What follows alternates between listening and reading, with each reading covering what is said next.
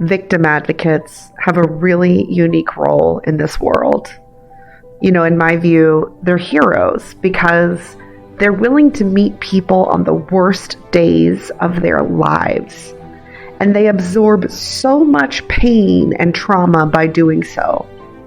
Although my role as a trainer is to teach advocates skills and theories that they might use in the line of duty, I often find that the advocates teach me much more. This podcast is my nod to the brilliant people who attend my workshops and open my eyes to new ideas every day. I'm Dr. Kate Watson, and this is Advocate Insights. I was working with a group today on the difference between compassion, empathy, and autonomy.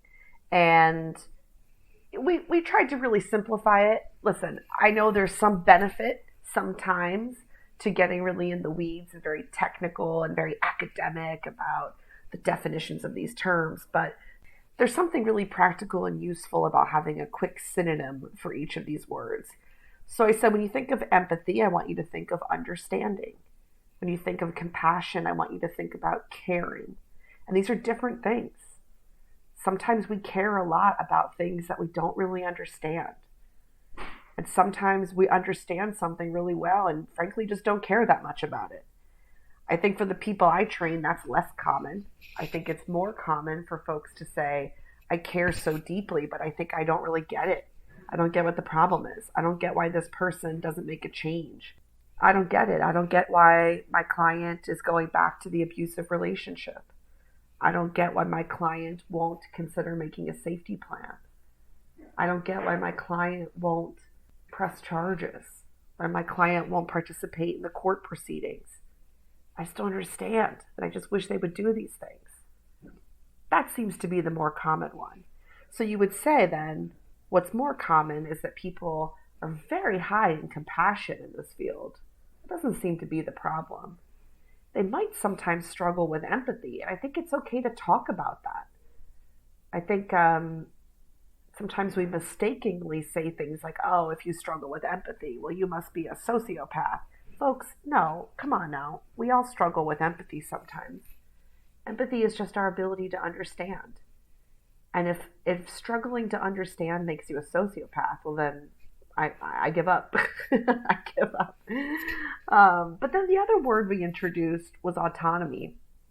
And most folks understand what autonomy is. They understand that this is a person's right to be self-determined, to make their own choices. Right, we're pretty clear on that. The thing that I introduced to the group was that sometimes our compassion and our empathy can kind of tread on or even trample on the client's autonomy. And I would just encourage everyone to think about that for a second.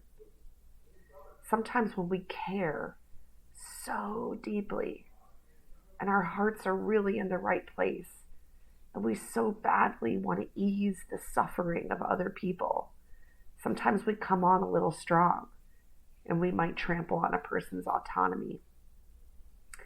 Other times, we think we understand so well.